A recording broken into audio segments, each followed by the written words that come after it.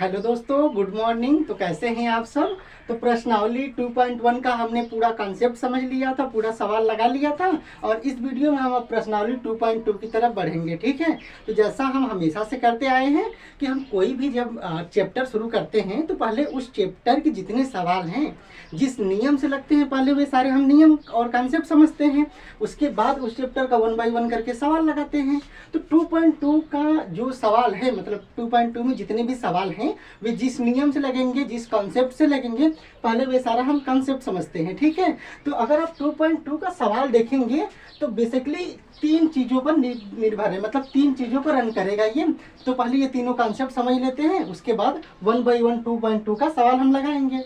तो पहले देखिएगा, अगर योग का क्रम विनिमय नियम क्या होता है समझ लीजिए।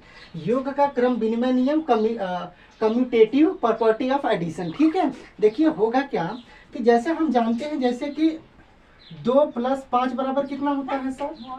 आप जानते हैं 2 + 5 बराबर क्या होता है 7। तो क्रम विनिमय, ठीक है, क्रम विनिमय का मतलब क्या होगा, अगर इसको पलट दे। ठीक है। अगर किसी, मान लीजिए आप 2 या 3 संख्याओं को जोड़ रहे हैं, मान लीजिए 1 + 2 + 3, लेकिन अगर उसका क्रम पलट दीजिए, पहले आप 3 में 2 जोड़ दीजिए, फिर 2 में 1 जोड़ दीजिए, तो क्रम बदलने पर भी आंसर सेम रहता है। कहने का मतलब कि क्रम विनिमय का मतलब क्या है, अगर योग के कॉन्टेक्स्ट में देखें, अगर योग का क्रम विनिमय देखें तो कहेंगे कि यदि 2 या अधिक संख्याओं को जोड़े, 2 या अधिक संख्याओं को जोड़े और यदि उनका क्रम बदल कर जोड़ा जाए, बदल के जोड़ा जाए। ठीक है। जोड़े या कह लो, यदि दो या अधिक संख्याओं को जोड़े या यदि उनका क्रम बदल के जोड़ा जाए, तब भी उत्तर समान रहता है। उत्तर समान रहता है। इसका मतलब क्या है, जैसे कि कह लीजिए कि यदि 2 या 2 से अधिक संख्याओं को मान लीजिए आपको जोड़ना है, तो चाहे आप जैसे जोड़ रहे हैं वैसे जोड़िए, चाहे उनका क्रम बदल कर जोड़िए, आंसर सेम रहता है। यही है योग का क्रम विनिमय नियम। उदाहरण हम देख लेते हैं। जैसे मान लीजिए आपको 2, 3 और 4 को जोड़ना है। ठीक है। तो आप भैया जोड़ लिए, 2 3 5 5 4 9, आंसर हो गया हमारा। अब समझिए, अब इसका अगर क्रम बदल दे, मान लीजिए पहले कोई लिख लिया 4, फिर कोई लिख लिया 3, फिर कोई लिख लिया 2, अब जोड़ो 4 3 7 2 9, आंसर कितना आया 9। कोई और बदल दिया, चलो भाई, कोई कहेगा कि हम पहले 3 को लेंगे, तो 3 को ले लीजिए, 3 + 4 + 2 लीजिए, 4 3 7 2 9, फिर भी आंसर कितना आया 9। कोई कहेगा नहीं हम 3 के बाद 2 लेंगे, तो लो 3 + 2 + 4 कर लीजिए, 3 2 5 4 9। मतलब कि चाहे आप अगर 2 या 2 से अधिक संख्याओं को जोड़ना है तो जोड़ने में आप किसी भी क्रम में जोड़ सकते हैं रखकर, आंसर हमेशा सेम आएगा। समझ में आया कि नहीं। और इसका बड़े बड़े सवालों में यूज करेंगे, जब आगे सवाल आएगा अभी तो हम उसमें समझेंगे। ये है योग का क्रम विनिमय नियम। ठीक है। इसको समझने के लिए सबसे अच्छा तरीका है कि अगर ए में बी जोड़ें, चाहे बी में हम ए जोड़ें, बात एक ही है। किसमें, योग के क्रम विनिमय नियम में, योग के क्रम विनिमय नियम में। समझ में आया कि नहीं। तो चाहे ए में बी जोड़िए, चाहे बी में ए जोड़िए, समझ में आया होगा। अब समझना गुणा का क्रम विनिमय नियम क्या कहता है। तो वही चीज, गुणा का क्रम विनिमय नियम की जैसे 2 या 2 से अधिक संख्याओं का अगर आपको गुणा करना है, क्या करना है, 2 या 2 से अधिक संख्याओं का आपको गुणा करना है, तो किसी क्रम में कर लीजिए, क्रम बदल के कर लीजिए, गुणा करने पर सेम ही आंसर आएगा। जैसे अगर 2 का 3 में गुणा करना है तो आप चाहे 2 × 3 लिखिए और चाहे 3 × 2 लिखिए, आंसर सेम आएगा। क्रम बदलने पर आंसर नहीं बदलेगा। चाहे योग का क्रम विनिमय नियम है, उसमें आप चेंज कर लीजिए क्रम और उसको जोड़ दीजिए, आंसर सेम। और गुणा है तो गुणा में क्रम चेंज करके गुणा कर दीजिए तो भी आंसर सेम। तो गुणा में गुणा वाला क्रम विनिमय नियम हो जाएगा और योग वाले में योग का क्रम विनिमय नियम हो जाएगा। गुणा वाला समझ लीजिए, योग का समझ में आ गया होगा। गुणा वाला देखिए कैसे होगा। तो अगर हम गुणा का क्रम विनिमय नियम समझें, अगर हम किसका समझें, अगर हम गुणा का क्रम विनिमय नियम समझें, किसका, गुणा का, तो हमने कहा ना कि जैसे मान लीजिए 2 का 3 में गुणा करना है, आप कहेंगे आंसर कितना आएगा 6। कोई बच्चा कहेगा नहीं हम 3 में 2 का करेंगे, ठीक है, 3 दूना का आंसर कितना आएगा 6। अब 3 संख्याओं का ले लीजिए, मान लीजिए 2 में 4 का गुणा करना है, फिर 5 का गुणा करना है। आप कहोगे 2 चौका 8 5 40 आंसर। कोई बच्चा कहेगा नहीं हम पहले 4 लिखेंगे, तो लिख लो 4 फिर 2 फिर 5, फिर 4 दूना 8 5 40 आंसर। कोई बच्चा कहेगा नहीं हम पहले 5 लिखेंगे, लिख लो 5, फिर कहेगा कि चलो हम 4 लिखेंगे, लिख लो, फिर 2 लिख लो, 5 चौका 20 दूना 40। कोई कहेगा कि नहीं हम 5 के बाद 2 लिखेंगे, तो लिख लो 5 2 फिर 4 लिख लो, 5 दूना का 10 चौका 40। आंसर क्या आ रहा है? सेम ही आ रहा है ना। यहाँ से आंसर क्या आ रहा है? सेम ही आ रहा है ना। यानी कि आप क्रम चाहे चेंज कर लीजिए, चाहे जैसे भी, चाहे इसको पहले लिख लीजिए, इसको बाद में लिख लीजिए, चाहे इसको पहले इसको बाद में, चाहे इसको पहले इसको बाद में, कैसे भी कर लीजिए, क्रम बदलने पर आंसर नहीं बदलेगा। आंसर क्या होगा? नहीं बदलेगा, आंसर सेम ही रहेगा। समझ में आया कि नहीं? तो गुणा में चाहे क्रम बदल के गुणा कर लीजिए तो भी आंसर सेम है, तो गुणा का क्रम विनिमय नियम कहलाएगा। और योग में चाहे क्रम बदल के चाहे जैसे भी जोड़ लीजिए, योग का क्रम विनिमय नियम कहलाएगा। ठीक है, ये सवाल को सरल करने में यूज होगा। जैसे सवाल बहुत कठिन कठिन आगे आएंगे, आपके सवाल नहीं बताएंगे तो ज़्यादा चीज़ें क्लियर होंगी, तो ये बहुत आसान करने में मदद करता है। ठीक है, अब देखो गुणा पर योग का वितरण नियम। अच्छा, इसको समझ लो। इसको समझने के लिए सबसे आसान तरीका है कि अगर ए का बी में गुणा करिए, चाहे बी का ए में गुणा करिए, बराबर मामला रहता है। ये किसका है? गुणा का क्रम विनिमय नियम। गुणा का क्रम विनिमय नियम समझ में आ रहा है ना। देखो नियम अगर नहीं समझ में आएगा तो 1-2 बार आप जरूर वीडियो देखिएगा। ठीक है, कभी कभी ऐसा होता है कि एक बार में नियम नहीं समझ में आता, तो उसको एक दो बार जब रिवाइज करेंगे आप ना, तो चीज़ें क्लियर हो जाएंगी। ठीक है, और किताब पढ़िएगा, किताब में बहुत सारी चीज़ें क्लियर होती हैं। डायरेक्ट सवाल पर मत कूदिएगा, सवाल से पहले किताब पर जरूर फोकस करिएगा। ठीक है, और नहीं भी करते तो आप ये वीडियो देखिए, हम पूरा का पूरा एक्सप्लेन तो कर ही रहे हैं। ठीक है, देखिए उसके बाद ये हो गया, गुणा का क्रम विनिमय नियम हो गया, योग का क्रम विनिमय नियम हमने सीख लिया। अब हम देखेंगे गुणा पर योग का वितरण नियम। ठीक है, अब देखिए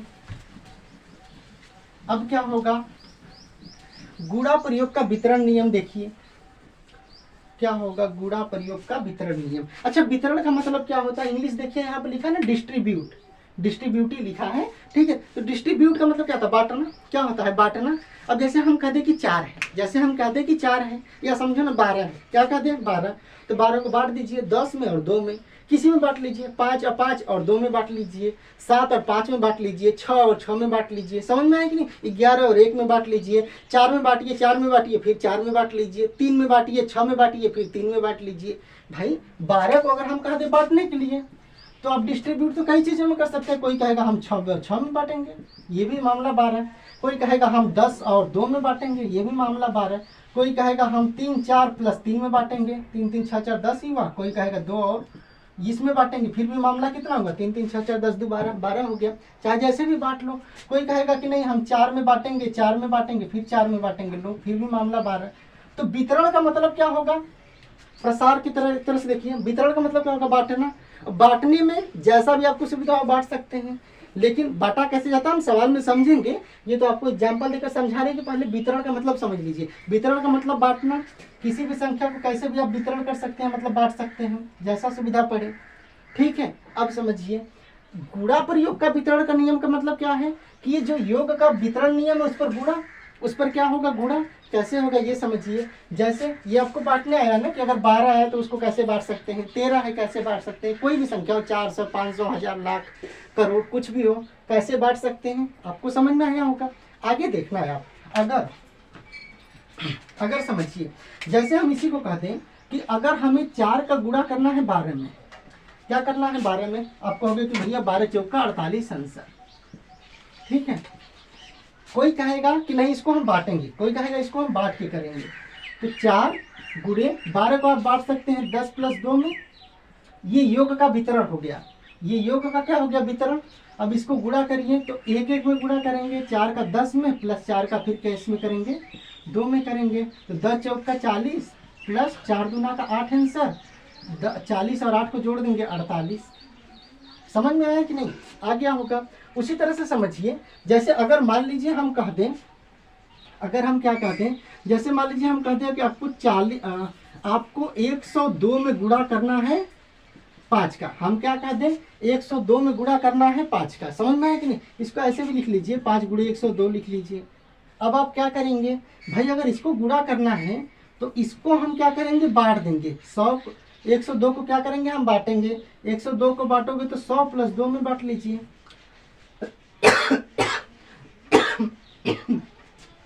102 को किस में बांट लीजिए, 100 प्लस 2 में। अब गुणा कर दीजिए, 5 गुणित्ते 100 प्लस 5 गुणित्ते 2 कितना हो जाएगा, 500 प्लस 5 दूना के 10, जोड़ देंगे तो 510।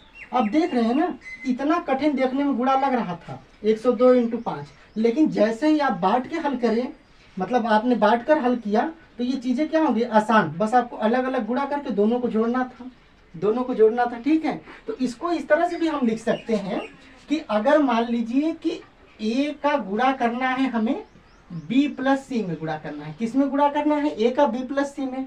तो एक तो तरीका है कि b प्लस सी को जोड़ के डायरेक्ट गुणा कर लीजिए, या तो क्या करिए कि इसका अलग अलग गुणा कर दीजिए। तो a का हम गुणा करेंगे b में, प्लस a का गुणा करेंगे c में, और जो आएगा इसका आंसर प्लस इसका आंसर, दोनों को जोड़ देंगे तो हमारा फाइनल आंसर निकल जाएगा। समझ में आया कि नहीं। तो ये जो गुणा प्रयोग का वितरण नियम है ना, ये गुणा को डायरेक्ट करेंगे तो आपको कठिन लगता है, और ये अगर बांट के करेंगे तो सरल लगता है। तो गुणा प्रयोग का वितरण नियम समझ में आया होगा कि अगर a इंटू बी प्लस सी है तो डायरेक्ट b प्लस सी को जोड़ के तो गुणा कर दो, ये तो कठिन है। लेकिन अगर पार्ट पार्ट में करो, a का b में करो प्लस फिर a का c में करो, दोनों का जो आंसर आया, a का b में करने पर जो आंसर आया प्लस a का c में करने पर जो आंसर आया, दोनों का ऐड कर दो, आपका फाइनल आंसर निकल जाएगा। ये है गुणा प्रयोग का वितरण नियम। इंग्लिश में पढ़ेंगे आप तो डिस्ट्रीब्यूटिव प्रॉपर्टी है। समझ में आया कि नहीं। अच्छा, इस वाले नियम से ना एक चीज और समझ सकते हो। जैसे कि देखो, a गुणे b प्लस सी था ना, आप अगर b प्लस सी का डायरेक्ट गुणा करते जोड़कर, a में तो कठिन लगता, लंबा चौड़ा गुणा होता, लेकिन चीजों को बांट कर जब आप किए, b प्लस सी में ब्रेक कर दिए, उसके बाद अलग अलग आपने किया, a का b में, a का c में, और दोनों का गुणा करने पर जो आंसर आया था दोनों को जोड़ के फाइनल आंसर निकाल दिया। तो चीज़ों को बांट कर हल करने पर मतलब सरल चीज़ें हो गई ना। और यही जीवन में भी होता है कि जैसे बहुत बड़ी अगर समस्या हो, समझो इसका अगर आप जीवन में भी अप्लाई करोगे ना तो बहुत फायदा होगा। जैसे गुणा प्रयोग का वितरण नियम ये वाला है, कि आप बांट के जब गुणा किए तो सरल आ गया, सरल हुआ ना, यानी कि चीज़ों को बांट के हल करने पर सरल आ गया ना, क्योंकि छोटे छोटे इकाइयों में टूट गया। उसी तरह से जीवन में भी जो बहुत बड़ी अगर समस्याएं हो ना, उसको छोटे छोटे टुकड़ों में बांट कर हल करो। समझ में आया कि नहीं। जैसे जीवन में मान लो इतना पहाड़ जैसा आपके पास टेंशन है, पहाड़ जैसा टेंशन है, तो इस पहाड़ जैसे टेंशन को ना ऐसे ब्रेक करो छोटे छोटे टुकड़ों में, देखो, एनालिसिस करो कि कहाँ कहाँ दिक्कत है, छोटे छोटे टुकड़ों को सॉल्व करो। समझ में आया कि नहीं। और समस्या कितनी भी बड़ी होगी फिर सॉल्व हो जाएगी। ऐसे अगर आप इकट्ठा किसी समस्या को सॉल्व करेंगे तो उलझ जाएंगे। समझ में आया कि नहीं। ये पूरा रिंग है, एक छल्ला बन जाएगा टेंशन का, फिर आप उसी छल्ले में उलझे रह जाओगे। इससे अच्छा है कि चीज़ों को ब्रेक करके सीखो। देख रहे हो गणित कहाँ कहाँ काम आता है। आपको हम पढ़ा रहे थे गुणा प्रयोग का वितरण नियम, हाँ, यानी कि अगर b प्लस सी को डायरेक्ट जोड़ के a का मल्टीप्लाई करो तो आंसर निकल जाएगा। और सरल करने के लिए b प्लस सी में ब्रेक करके a का b में करो जो आंसर आएगा, a का c में करो जो आंसर आएगा, दोनों आंसर को जोड़कर फाइनल आंसर निकाल लो। समझ में आए कि नहीं। उसी तरह से समस्या है, समस्या को इकट्ठा जोड़ के मत हल करो। समझ में आया कि नहीं। अलग अलग छोटे छोटे टुकड़ों में बांट के हल करो। ये जीवन में भी काम आएगा और समस्याएं हल होंगी, जैसे सवाल हल हो रहा है। ठीक है, गणित जीवन में बहुत काम आता है। देखना, ये सारी चीजें आपको समझ में आ गई होंगी। अब आगे हम लोग चलते हैं सवाल की तरफ। ठीक है, देखिए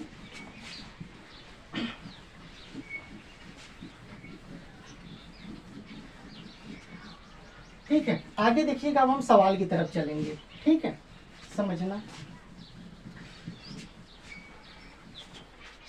अब योग का, गुणा का और योग के वितरण को गुणा का आपने नियम समझ लिया, क्रम विनिमय का। उसके बाद अब हम लोग 1 बाय 1 सवाल लगाएंगे। ठीक है, देखिएगा पहला सवाल क्या है। देखिएगा, हमारे पास मोबाइल में ऐप है, हम यहाँ से देख ले रहे हैं। अब बुक में है आपके पास अगर तो बहुत ज़्यादा बेहतर है, आप वहाँ पर देखिए, नहीं तो डिस्प्ले पर क्वेश्चन शो हो रहा होगा, इधर कहीं एडिट करके डाला जाता है। ठीक है, तो आप डिस्प्ले पे भी क्वेश्चन देख सकते हैं। ठीक है, पहला सवाल देखिए क्या दिया है कि उपयुक्त क्रम लगाकर योग ज्ञात कीजिए। क्या दिया, उपयुक्त क्रम लगाकर योग ज्ञात कीजिए। अच्छा, सवाल लगाने से पहले एक चीज़ और समझ लो। जैसे मान लीजिए मुझे जोड़ना है 400 को प्लस 70 को जोड़ना है प्लस 130 को जोड़ना है। मान लीजिए इसको जोड़ना है, इसको क्या करना है, जोड़ना है। या ऐसा करो ना, ये ले लो, जैसे मान लीजिए हमें 495 ऐसे जोड़ना है, इस सबको क्या करना है, जोड़ना है। तो आप क्रम विनिमय नियम अभी आपने पढ़ा योग का क्रम विनिमय नियम आपने क्या पढ़ा कि चाहे भैया तीनों को एक साथ जोड़ दीजिए तो भी आंसर निकल जाएगा, चाहे इसको पहले जोड़ दीजिए, जो आंसर आएगा इसको जोड़ दीजिए, चाहे इसको पहले जोड़ दीजिए फिर इसको जोड़ दीजिए, यानी कैसे भी क्रम में हम जोड़ेंगे हमारा आंसर क्या आना है, सेम आंसर क्या आना है, सेम। तो हम कोशिश करते हैं कि ऐसे ऐसे संख्याओं को जोड़ेंगे कि अधिक से अधिक जीरो आए। क्या करें, ऐसे ऐसे संख्याओं को जोड़ते हैं कि अधिक से अधिक क्या है, जीरो आए। जैसे अधिक से अधिक जीरो आएगा तो हमारा जोड़ या गुणा क्या होगा, सरल होगा। क्या होगा, जोड़ या गुणा सरल होगा और फिर हम लोग इजीली सवाल को हल कर पाएंगे। तो हम यही कोशिश करेंगे कि जैसे 100 आए, 10,000 आए, 1 लाख आए, 1 करोड़ आए, मतलब कि ऐसे ऐसे संख्याओं को जोड़ेंगे कि अधिक से अधिक संख्या में हमको जीरो मिले, अधिक से अधिक संख्या में हमें क्या मिले, जीरो, और फिर हम इजीली गुणा या जोड़ जो भी रहेगा सवाल के अकॉर्डिंग करेंगे। ठीक है, देखिएगा पहला सवाल, फिर चीजें ज्यादा क्लियर होंगी। ठीक है, देखना सवाल देखेंगे अब हम ना। ठीक है, देखिएगा फटाफट हम लोग सवाल देखते हैं। ठीक है, पहला सवाल देखिएगा, बुक निकाल लीजिए, नहीं तो डिस्प्ले पर आपके क्वेश्चन शो हो रहा होगा, वहां से देखते रहिएगा। ठीक है, क्वेश्चन नंबर पहला देखिए क्या दिया है। क्वेश्चन नंबर पहला का ए दिया है 837 प्लस 208 प्लस 363। इसको हमें क्या करना है, जोड़ना है। हमें क्या करना है, जोड़ना है। तो योग का क्रम विनिमय नियम लगा लीजिए। हम चाहे इसको जोड़ के आंसर है इसको जोड़ दें, चाहे इसको जोड़ के आंसर आएगा इसको जोड़ दें, चाहे इसको जोड़ के जो आंसर आएगा इसको जोड़ो, चाहे इसको जोड़कर जो आंसर आएगा इसको जोड़ो, चाहे जैसे भी। तो हम कोशिश करेंगे कि पहले कोई दो को ऐसा साथ लो, यानी कोई दो संख्याओं को ऐसा साथ लो कि अधिक से अधिक जीरो मिले। अब देखिए यहाँ 7 है, यहाँ 3 है, अगर 7 3 को जोड़ेंगे तो 10 आएगा, 10 के जीरो होगा कि नहीं, 10 के जीरो होगा ना, यानी कि एक जीरो कम से कम मिल ही रहा है ना। तो इन दोनों को हम साथ ले लेंगे। तो ले लीजिए 837 प्लस 363 प्लस ये वाला को अलग कर लीजिए। अब देखिए इन दोनों को जोड़िए, 7 3 10 के जीरो, 6 3 9 1 10 के जीरो, 8 3 11 क्या हो जाएगा 12 प्लस क्या हो गया 208। अब फिर इन दोनों को जोड़ दीजिए, तो जीरो में 8 जाए, जीरो में 8 जोड़ेंगे 8, फिर जीरो में 0 0, फिर ये 2 2 क्या हो जाएगा 4 और ये 1, कितना आ गया 1408। क्या हो गया हमारा आंसर, क्या आ गया 1408 आंसर। अच्छा, अब अगर डायरेक्ट नहीं जोड़ पाते तो ऐसे लिख कर जोड़ लीजिए, कोई दिक्कत नहीं है, चाहे जैसे भी जोड़ लीजिए। समझ में आया कि नहीं, ऐसे इस चीज को यहाँ लिख कर जोड़ लीजिए। यहाँ पर आपको दिक्कत है अगर, तो ऐसे लिख कर जोड़ लीजिए ना रफ्तार पेज में, कोई दिक्कत नहीं है भाई, चाहे जैसे भी जोड़ लीजिए। समझ में आया कि नहीं, जोड़ के यहाँ लिख लीजिए। समझ में आया कि नहीं। क्वेश्चन नंबर आगे चलते हैं, देखिए क्या है। क्वेश्चन नंबर 1 का बी क्या कहा है कि 1932 प्लस 453 प्लस कितना है 13,538 प्लस कितना है 647, कितना है 647। अब देखिए इसको जोड़ना है, तो देखिए क्या करेंगे हम, एक सेकेंड, क्या करेंगे हम, देखिए 2 है, 3 है, 8 है, 7 है। पहला डिजिट ही देखकर अनुमान लगाएंगे कि ज्यादा से ज्यादा हमें जीरो मिले। देखिए अगर 8 और 2 को जोड़ेंगे तो 10 आएगा, यानी एक तो जीरो कम से कम मिलेगा। इन दोनों को हम साथ ले लेंगे। अब देखिए यहाँ 3 है, यहाँ 7 है, 7 3 10 होगा, कम से कम एक जीरो तो मिलेगा। इन दोनों को हम साथ लेकर हल करेंगे। तो ले लीजिए, तो 1932 को हमने साथ लिया, किसके साथ लिया हमने 13,538 के साथ, प्लस इसको हमने साथ ले लिया 453 प्लस 647। अभी सबको जोड़ लीजिए, इन दोनों को जोड़ लीजिए जो आंसर आएगा, इन दोनों को जोड़ लीजिए जो आंसर आएगा, दोनों को जोड़ के फाइनल आंसर निकाल लेंगे। तो क्या होगा, देखिए जोड़ेंगे 8 2 10 के जीरो, हाथ में आया 1, और क्या हो जाएगा 3 3 6 1 7, 5 9 14 के 4, उसके बाद क्या हो जाएगा 1 3 4 1 हासिल 4 1, ठीक है 14,470 प्लस कितना हो जाएगा, इसको जोड़ लीजिए 7 3 10 के जीरो, 5 4 9 1 10 के जीरो, 6 4 10 1 11, ठीक है। अब इन दोनों को फिर हम क्या करेंगे, जोड़ेंगे, जोड़िए 0, फिर 0 में 7 जोड़ेंगे 7, फिर क्या करेंगे 4 में 1 जोड़ेंगे 5, फिर 4 में 1 जोड़ेंगे 5, फिर एक क्या आ जाएगा 15,570 आंसर। क्या हो जाएगा 15,570 आंसर। समझ में आया कि नहीं। फिर उसके बाद तीसरा क्वेश्चन देखेंगे, देखिएगा कहाँ गया जी, कहाँ गया भाई, कहाँ गया कहाँ गया, यहाँ पर क्वेश्चन नंबर 1 का बी हो गया था। क्वेश्चन नंबर दूसरा, क्वेश्चन नंबर दूसरा देखिएगा क्या हो जाएगा।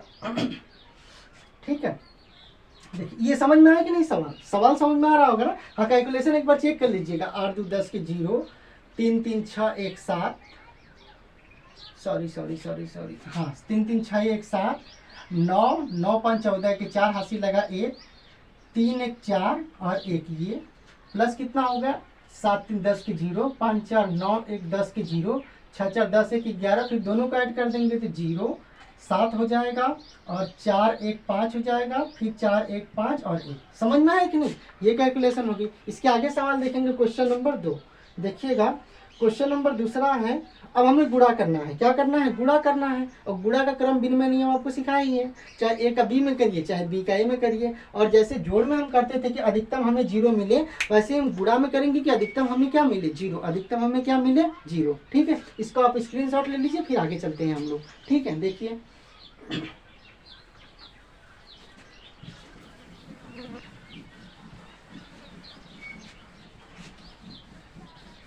अब हम देखेंगे क्वेश्चन नंबर 2। क्या देखेंगे, क्वेश्चन नंबर 2। देखिए क्वेश्चन नंबर 2 कैसे करेंगे। क्वेश्चन नंबर 2 देखिए, क्वेश्चन नंबर दूसरा क्या कहा है, कहा गया जी, हाँ 2 इंटू कितना है 1768 इंटू फिर कितना है 50, कितना है 50। तो इसका गुणा कैसे करेंगे भाई। आप देखो 2 है, यहाँ पे 0 है, तो 2 का 0 में गुणा करेंगे तो 0, कम से कम एक 0 मिल रहा है ना। तो इन दोनों को साथ ले लीजिए, तो 2 गुणित 50 और इसको अलग ले लीजिए 1768। 50 दूना का कितना हो जाएगा हमारा, करेंगे तो आप 100 इंटू कितना हो जाएगा 1768। और एक का किसी में करेंगे गुणा तो वही डिजिट मिलता है, और यहाँ 2 0 है तो 2 0 बढ़ा देंगे, ये हमारा क्या हो जाएगा आंसर। समझ में आया कि नहीं। अगर आपको डायरेक्ट ये गुणा नहीं समझ में आ रहा तो कोई घबराने की चिंता नहीं है, आप ऐसे कर लीजिए, आप ऐसे इधर करके लिख लीजिए, ऐसे गुणा करके जो आंसर आएगा यहाँ लिख लीजिए। ऐसे भी कर सकते हैं। रफ्तार पेज तो आपको बनाना बताया ही है कि कॉपी का 1/4 हिस्सा रफ्तार के लिए यूज कीजिए और 1/3 हिस्सा पूरा मतलब कि कॉपी का जो ये मतलब 3/4 भाग क्या है इसमें यूज करिए, 1/4 भाग रफ्तार के लिए और 3/4 भाग किसके लिए, सवाल के लिए यूज करिए। समझ में आया कि नहीं। तो इस तरह से हम कर सकते हैं। क्वेश्चन नंबर दूसरा का आप क्या देखेंगे, हम बी देखिएगा, ये ए था। ठीक है, बी क्या कहा है 4 गुणित 166 इंटू क्या है 25। अब देखिए 4 का गुणा करेंगे 4 6 का 24 होगा, यानी पहला डिजिट 4 आएगा। लेकिन अगर 4 का 5 में गुणा करेंगे तो 20 आएगा, यानी पहला डिजिट 0 आएगा। तो इसको करने से 0 मिल रहा है ना, इसको साथ लेने से, तो इसको साथ ले लेंगे हम। ऐसा करेंगे कि कोशिश करेंगे कि अधिक से अधिक 0 मिले ताकि कैलकुलेशन इजी हो। समझ में आया कि नहीं। यही जब हम गुणा का चाहे योग का क्रम विनिमय नियम इसीलिए लगाते हैं। ठीक है, बाकी आंसर में कोई फर्क नहीं पड़ता। आंसर तो आप इसका इसमें करके फिर इसका इसमें करेंगे तो भी आंसर सेम ही आना है। ठीक है, दिक्कत नहीं है। देखिए 25 का 4 में गुणा करेंगे तो 4 5 20 के 0, 4 दूना 8 2 10 100 इंटू 166। अब देखिए 1 का 166 में करेंगे तो क्या हो जाएगा 166 ही आएगा, 00। ये क्या हो जाएगा हमारा आंसर। समझ में आया कि नहीं। नेक्स्ट देखिए क्वेश्चन नंबर दूसरा का सी। क्वेश्चन नंबर दूसरा का सी कहाँ गया जी, क्वेश्चन नंबर दूसरा का सी। हाँ क्या है 8 गुणे 291 गुणे क्या है 125, गुणे क्या है 125, गुणा करिए। देखिए 8 का अगर 1 में करेंगे तो आप 8 1 कम 8 आएगा, 8 मिलेगा। लेकिन 8 का आप 5 में करेंगे तो 8 5 40, पहला ही संख्या 0 मिल जाएगा। तो पहले 8 और 125 को हम 107 ले लेंगे। 8 इंटू 125 को इंटू 291 को अलग कर लीजिए। अब देखिए 8 का 125 में गुणा करिए, 8 5 40 के 0 हासिल लगा 4, 8 दूना 16, 4 20 के 0 हासिल लगा 2, 8 1 कम 8 2 कितना हो जाएगा 10 इंटू क्या हो जाएगा 291। दोनों का गुणा करेंगे तो एक का किसी संख्या में गुणा करेंगे तो वही मिलेगा 291। 3 बार 0 है, 3 बार 0 बढ़ा दीजिए, यानी 2,91,000 आंसर। समझ में आया कि नहीं। नेक्स्ट सवाल देखिएगा कहाँ गया, दूसरा का डी है। दूसरा का क्या देखेंगे जी, A B C D. D देखिएगा आप क्या करेंगे, ठीक है। अब इसके आगे देखेंगे हम लोग डी का। देखिएगा क्वेश्चन नंबर दूसरा का डी क्या होगा। डी दिया है कि 285, क्या लिखा है 285 इंटू क्या लिखा है 5 इंटू क्या लिखा है 60। समझ में आया कि नहीं, इसको करना है। तो आप देखिए अगर 5 का 5 में करेंगे तो आप 50 25 5 आएगा, लेकिन 5 का 60 में करेंगे तो 5 सुना ही सुनना आएगा। तो इसको लेने पे 0 मिल जा रहा है ना, तो इसको साथ ले लीजिए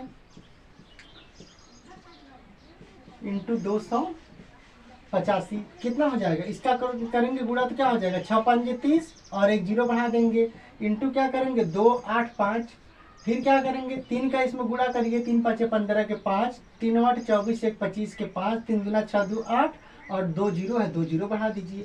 ये क्या हो जाएगा हमारा आंसर। समझ में आया कि नहीं, हम डायरेक्ट गुणा कर रहे हैं। आपको अगर यहाँ पर नहीं समझ में आ रहा है तो डायरेक्ट ऐसे आप कर लीजिए गुणा, इसमें क्या दिक्कत है। समझ में आया कि नहीं, चाहे जैसे भी कर लीजिए, गुणा करके यहाँ लिख लीजिएगा, ठीक है। अगला सवाल देखिएगा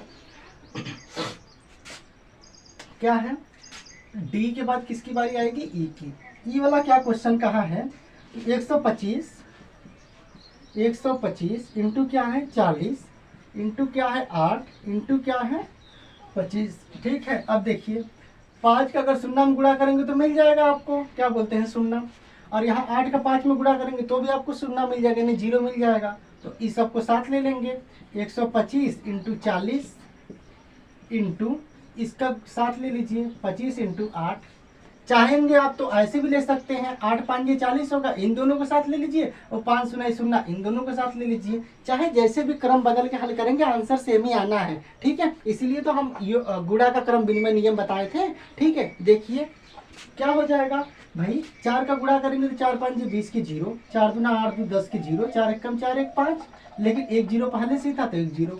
यहाँ गुणा करेंगे 8 5 40 की 0, 8 दूना 16, 4 कितना हो जाएगा 20। फिर देखिए गुणा करेंगे 5 दूना के 10, 5 बार 0, 3 यहाँ 2 यहाँ, तो 1 2 3 4 5, ये क्या हो जाएगा हमारा आंसर, क्या हो जाएगा हमारा आंसर। समझ में आया ना। उसके बाद आगे चलेंगे, क्वेश्चन नंबर डी ई हो गया खत्म। उसके बाद तीसरा देखिए क्वेश्चन नंबर तीसरा लगाने से पहले ना थोड़ा सा एक नियम समझ लीजिए, ठीक है। हम कॉमन लेना बता रहे हैं आपको कि कॉमन कैसे लेते हैं। क्वेश्चन नंबर तीसरा में क्योंकि जो सवाल है ना वे कॉमन लेकर हल होंगे, ठीक है। तो देखिए इतना आपका हो गया होगा, मिटा दे रहे हैं, स्क्रीनशॉट ले लीजिए, ठीक है। देखिए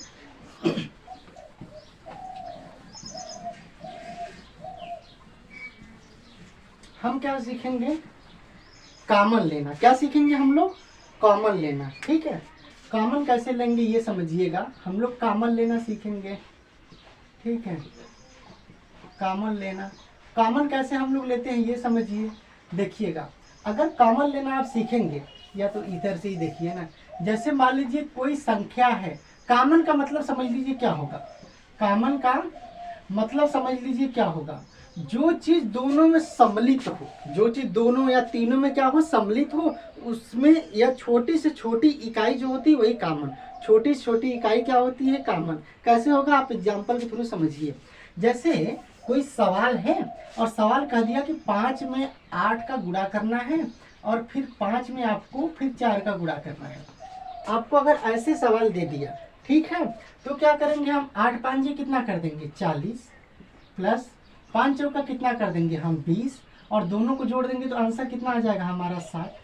कितना आ जाएगा 60। अब समझिए, एक तो एक तरीका हो गया। दूसरा तरीका क्या है, दूसरा तरीका कहता है कि अगर 5 गुणित 8 था प्लस क्या था 5 गुणित 4 था, इन दोनों का गुणा करना है तो पहले गुणा मत करो, पहले देखो कि दोनों में कम से कम क्या चीज कॉमन है। तो अब देखिए दोनों में 5 है कि नहीं भाई, दोनों में 5 है कि नहीं, तो 5 ले लो कॉमन, 5 क्या ले लो कॉमन।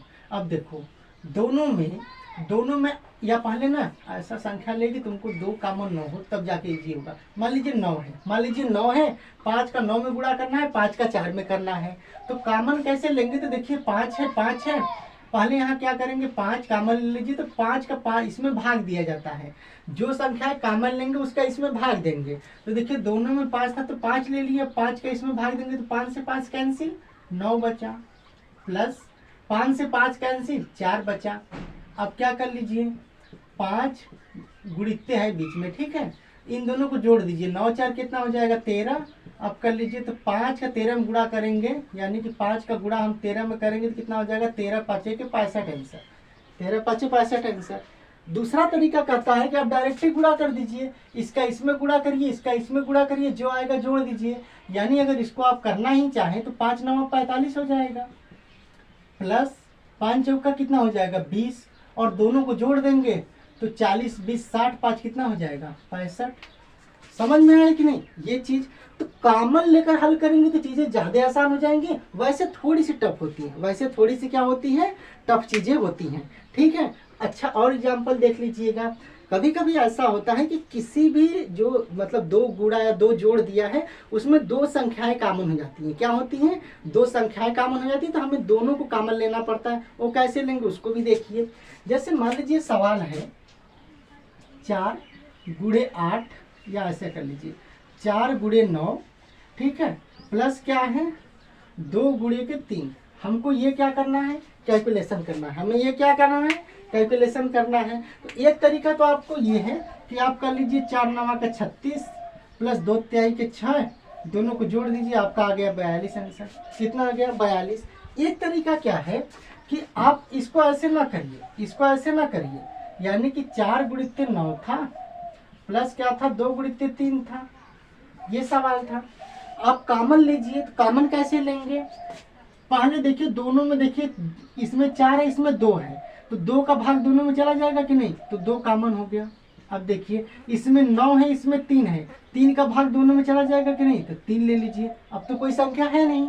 अब देखिए कॉमन लेने के बाद जो इसमें से कॉमन लेते हैं उसका इसमें भाग देते हैं, तो 2 का इसमें भाग देंगे तो 2 बचेगा, और 3 का इसमें भाग देंगे तो कितना बचेगा 3 बचेगा। यानी कि 2 का इसमें भाग देंगे तो 2 बचेगा, 3 का इसमें भाग देंगे तो 3 बचेगा, तो कितना होगा 2 तिहाई के 6 आंसर।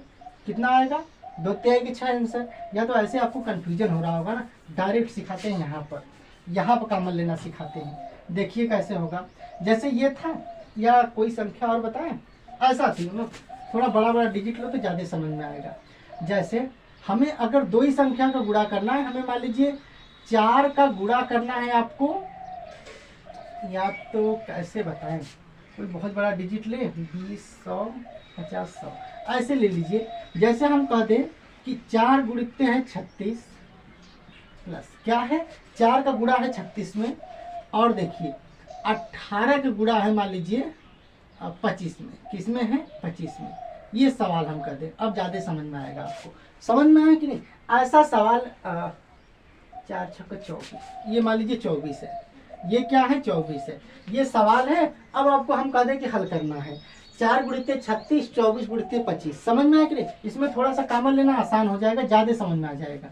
उस वाले एग्जाम्पल में नहीं समझ में आता, कन्फ्यूज हो जाते हैं आप। देखिए 4 गुणित 36 है, 24 गुणित 25 है। इसमें अगर आपको कॉमन लेने के लिए हम बताएं, तो हम बताया ना कि कॉमन किसे कहते हैं, जो चीज़ दोनों में कॉमन हो। तो 4 4 36 36। अब देखिए 4 का भाग इसमें चला जाएगा, इसमें भी चला जाएगा, यानी दोनों में से 4 कॉमन ले लीजिए आप। तो 4 कॉमन लेने पे यहाँ क्या बचा 36, क्योंकि जो कॉमन लेते हैं उसका भाग देते हैं, तो इसमें भाग देंगे तो 4 से 4 कैंसिल 36, प्लस इसमें 4 का भाग देंगे तो 4 6 24 इंटू क्या बचेगा 25 बचेगा हमारा। 25 क्या होगा बचेगा। अब देखिए 4 तो गुणा में रहने दीजिए, ये 36 प्लस इसको करिए तो 6 का 25 में 6 का गुणा करेंगे तो आएगा 150। क्या आएगा 150। अब क्या करिए 4 गुणित, इन दोनों को क्या करिए जोड़ दीजिए, इन दोनों को क्या करिए जोड़ दीजिए। या तो सबसे आसान तरीका है कि 4 का 36 में गुणा करिए, प्लस फिर 4 का 150 में गुणा करिए, इसका इसमें गुणा करेंगे तो 4 6 24 की 4 4 3 12 तो कितना हो जाएगा 14, प्लस इसका इसमें गुणा करेंगे 15 चौका 60 1 0, दोनों को क्या कर देंगे जोड़ देंगे, तो जोड़ देंगे तो देखिए 4 हो जाएगा 4 हो जाएगा 6 1 7, ये हो जाएगा हमारा आंसर। कहने का मतलब है कि जैसे देखिए इसका हमें गुणा करना था इसमें, इसका हमें गुणा करना था इसमें, दोनों को इसका इसमें गुणा कर दीजिए जो आंसर आएगा, इसका इसमें गुणा कर दीजिए जो आंसर आएगा, दोनों को जोड़ के फाइनल आंसर निकाल लेंगे।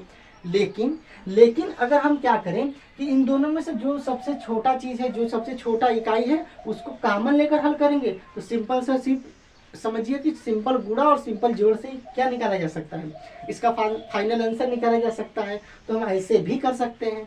समझ में आया कि नहीं? अब आगे सवाल पर देखते हैं, तो सवाल देखेंगे तो ज़्यादा चीज़ें क्लियर होंगी। ठीक है, देखिएगा नेक्स्ट सवाल, इसको मिटा दे रहे हैं। ठीक है, आगे देखिए क्या हो जाएगा, देखिएगा। ठीक है, कॉमन लेना आपको सिखा दिए। कॉमन के बाद देखिए सवाल कैसे हल करेंगे, देखिएगा। एक सेकंड रुकिए, स्याही भर लेते हैं। ठीक है, तो अब क्वेश्चन नंबर 3 देखते हैं। कॉमन लेना तो आपको आ ही गया। ठीक है, देखिए क्वेश्चन नंबर 3, क्वेश्चन नंबर तीसरा का पहला है। क्वेश्चन नंबर तीसरा का पहला क्या है कि 297 इंटू 17 प्लस क्या है 297 इंटू 3। भाई सबसे छोटा है जो दोनों में वही कॉमन होता है। देखिए दोनों में ये चीज है ना, इसको हम लेंगे कॉमन। क्या लेंगे? कॉमन। अब देखिए क्या होगा, ये बचा 17 यहाँ पर बचा है, इसमें क्या बचा है +3 बचा है। क्या बचा है? +3 बचा है। अब देखिए 297 इंटू, इन दोनों को जोड़ दीजिए, क्या हो जाएगा 20। अब दोनों का क्या कर देंगे हम? गुणा। दोनों का क्या कर देंगे हम? गुणा कर दीजिए दोस्त, तो क्या हो जाएगा? देखिए एक पहले 2 का साथ में करेंगे, 2 7 14 के 4, 2 9 18 1 19, 2 दूना 4 1 क्या हो जाएगा 5, और एक 0 बढ़ा देंगे तो 5940 आंसर। 5940 आंसर। ये एक्चुअल में आप देखेंगे ना, तो ये जो हम समझाए नहीं थे तुम लोग को पीछे थोड़ा सा, कि अगर ए का बी प्लस सी में करना तो अलग अलग गुणा करिए, ए का बी में करिए फिर ए का सी में करिए। ये उसी का फॉर्मेट तो है जी, ये उसी का तो फॉर्मेट है ना, योग वितरण पर गुणा का नियम। देखिए ना, 297 का एक बार 17 में किया है, 297 का एक बार 3 में किया है, यही तो किया है ना। ए का एक बार बी में प्लस ए का एक बार सी में किया है। ऐसा ही तो फॉर्मेट बन रहा है ना, जो पीछे हम गुणा का योग वितरण नियम पर लगाए थे।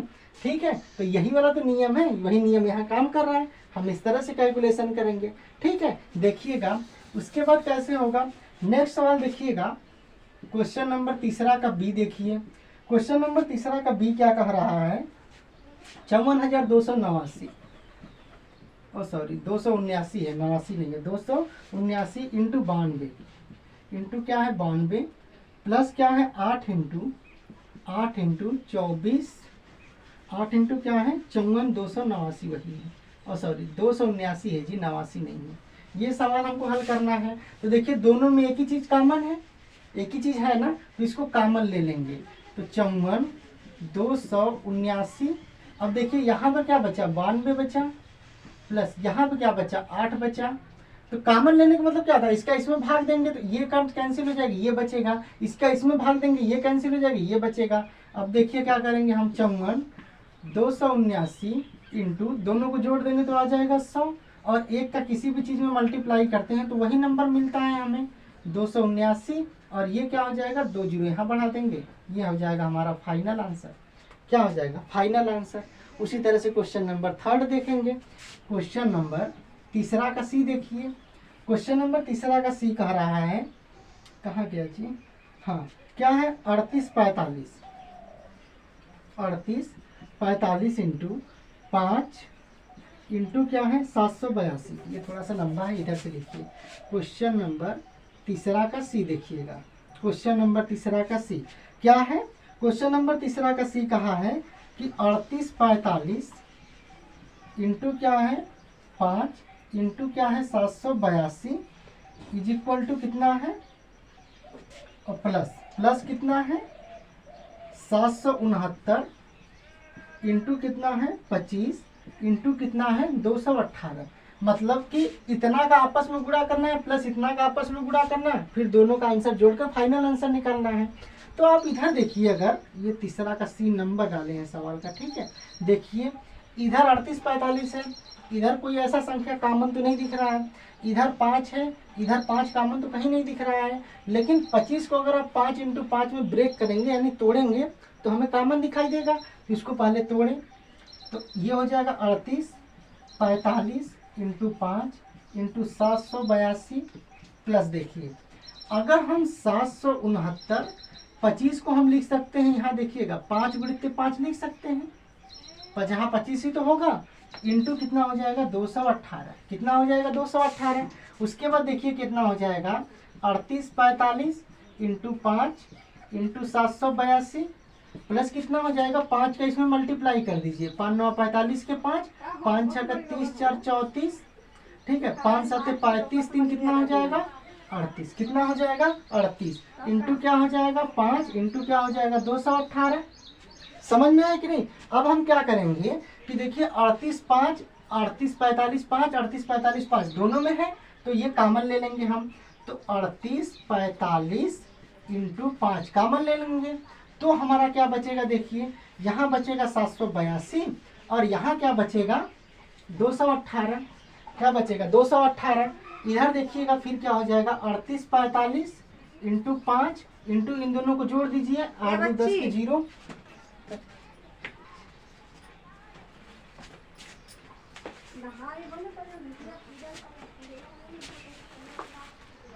ठीक है। देखिएगा 38 45 इंटू 5 इन दोनों को जोड़ेंगे, 8 2 10 के 0, 8 1 9 1 10 के 0, 7 2 9 1 10 हो जाएगा। यानी कि हमारा आंसर कितना आएगा, इधर ऊपर कैलकुलेशन कर दे रहे हैं, ठीक है। देखिएगा 38 45 इंटू क्या है 5 इंटू क्या है 1000, तो इस सबको गुणा करेंगे तो कितना आ जाएगा, देखिए 5 का पहले इसमें गुणा करिए, 50 25 के 5 5 चौका 20 2 22 के 2 80 लगा 2, 5 8 40 2 42 के 2 80 लगा 4, 5 3 15 4 कितना हो जाएगा 19, और ये 3 बार 0 बढ़ा दीजिए, तो हमारा आंसर कितना आ गया, इकाई दहाई सैकड़ा हजार 10,000 लाख 10 लाख करोड़, 1,92,25,000, 1,92,25,000। इस तरह से हम क्या करेंगे, बांट कर कॉमन लेकर क्या करेंगे, सवालों को हल करेंगे, क्या करेंगे सवालों को हल करेंगे, ठीक है। देखिएगा उसके बाद हम क्या करेंगे, कहाँ गया जी, उसके बाद क्वेश्चन नंबर 4 है, उसके बाद क्वेश्चन नंबर 5 है, फिर 6 है, 7 है, मतलब 1 2 3 और ये 4 सवाल अभी बचे हैं, ठीक है। तो वीडियो काफ़ी लंबी ना हो जाए, इसलिए इस वीडियो में हम इतना देखेंगे, इस वीडियो में हम क्या करेंगे, इतना ही देखेंगे। तो ये सारी चीज़ों का आप स्क्रीनशॉट ले लीजिए, अगर नहीं भी लेते तो हमारे 0 क्लास 1 2 3 टेलीग्राम चैनल और व्हाट्सएप चैनल पर 0 क्लास 1 2 3 व्हाट्सएप चैनल पर ये सारी चीज़ें मौजूद ही होती हैं, तो वहाँ से भी आप देख सकते हैं। तो आप देख रहे हैं ना, जो हमने क्रम विनिमय नियम बताया, यानी योग का क्रम विनिमय नियम और गुणा का क्रम विनिमय नियम, ये सारी चीज़ें जो हमने बता रहे हैं, तो ये क्या करता है, चीज़ों को सरल करता है, कैलकुलेशन को क्या करता है, सरल करता है। अगर जैसे बहुत लंबा जोड़ है तो आप योग का क्रम विनिमय नियम लगाकर उसको सरल करके हल कर सकते हैं, और बहुत लंबा अगर गुणा है तो गुणा का क्रम विनिमय नियम लगाकर उसको क्या कर सकते हैं, हल कर सकते हैं। यानी कि अगर ए में बी जोड़ना है, चाहे बी में ए जोड़ दीजिए, ये कॉन्सेप्ट हल कर सकते हैं आप किसमें, योग का क्रम विनिमय लगाकर। अगर गुणे की बात कह दें तो चाहे हमें ए का गुणा बी में करना है, चाहे बी का गुणा ए में करना है। उसी तरह से अगर सवाल है और योग वितरण वाला नियम आपको बताए हैं कि अगर क्या हो, इधर देख लीजिए, अगर क्या हो कि ए का गुणा करना है आपको बी प्लस सी में, तो सबको जोड़ के बी प्लस सी को चाहे का मल्टीप्लाई करिए, चाहे तो ए का इसमें कर लीजिए बी में, फिर ए का सी में कर लीजिए, और जो भी आंसर आएगा इसका आंसर प्लस इसका आंसर, यानी कि ए बी का गुणा करने पर जो आंसर आएगा और ए और सी का आंसर गुणा करने पर जो भी आंसर आएगा, दोनों को क्या कर देंगे, जोड़कर फाइनल आंसर निकाल लेंगे। तो चाहे योग के वितरण पर गुणा का नियम लगा लीजिए, चाहे योग का क्रम विनिमय नियम लगा लीजिए, चाहे गुणा का क्रम विनिमय नियम लगा लीजिए, ये सारी चीज़ें लगाकर आप जब कैलकुलेशन करेंगे तो चीज़ें ज़्यादा आसान होंगी। क्या होंगी, चीज़ें ज़्यादा आसान होंगी। हालांकि कभी कभी दिक्कत हो सकता है, नहीं आया तो आप 1-2 बार रिवीजन कर लीजिए, तो ये ज़्यादा बेहतर समझ में आएगा, ठीक है। तो ये सारी चीज़ें हमने देख ली इस वीडियो में, यानी कि योग का क्रम विनिमय नियम, यानी कि ए को बी में जोड़िए चाहे बी को ए में जोड़िए, आंसर सेम रहता है। गुणा का क्रम विनिमय नियम, ठीक है, यानी कि ए में चाहे बी का गुणा करिए चाहे बी का ए में करिए, आंसर सेम आता है। और हमने क्या देखा कि अगर बी और सी को जोड़ के ए का गुणा करना है, तो चाहे हम बी और सी को जोड़ के ए का गुणा करेंगे तो डायरेक्ट आंसर आ जाएगा, या तो फिर हम क्या करेंगे इजिली इसको ब्रेक करेंगे, तोड़ देंगे, ए का बी में करेंगे और ए का सी में करेंगे, जो दोनों आंसर आएगा दोनों को जोड़ के फाइनल आंसर निकाल लेंगे। इस तरह से हम लोग योग के वितरण पर गुणा का नियम लगाकर हल कर सकते हैं। तो इन नियमों को जब हम सवालों में अप्लाई करेंगे तो कैलकुलेशन हमारा इजी होगा, कैलकुलेशन हमारा इजी होगा। और कैलकुलेशन तब इजी होगा जब आप सवालों को हल भी करेंगे और उसके साथ किताबों पर ज़्यादा से ज़्यादा फोकस रहेंगे, किताबों का एग्जाम्पल देखेंगे तो सवाल ज़्यादा बेहतर समझ में आएगा, क्योंकि आप सवालों को उदाहरण से लिंक करके समझेंगे ना तो चीज़ें ज़्यादा रिलेटेबल होती हैं और अच्छी भी लगती है और समझ में भी आता है। ठीक है, और आप किताबें पढ़िए, ज़्यादा से ज़्यादा किताबें पढ़िए। ठीक है, बॉलीवुड के चक्कर में, मूवी के चक्कर में कुछ और मत पढ़िए। मूवी तो आपको बताता है ना कि किताबें बहुत सी पढ़ी होंगी तुमने मगर कोई चेहरा भी तुमने पढ़ा है मेरी जान नज़र से पढ़ा है, बता मेरे चेहरे पर क्या क्या लिखा है। तो चेहरा मत पढ़िए, अभी उम्र है किताब पढ़ने का, किताब पढ़ लो, जब चेहरा पढ़ने की उम्र आएगी हम लोग धूमधाम से चेहरा पढ़ेंगे। ठीक है, तो ये आपने सवाल पूरा देख लिया, सवाल समझ में आया कि नहीं, कहाँ पर दिक्कत है हमें कमेंट के थ्रू बताइए, ताकि हम ज़्यादा बेहतर आपको चीज़ें प्रोवाइड करा सकें। उसके आगे के सवाल हम लोग नेक्स्ट वीडियो में देखेंगे। ठीक है, अपना आप ख्याल रखिए, ध्यान रखिए, मस्त होकर जिंदा दिल होकर पढ़ते रहिए। Bye bye, take care.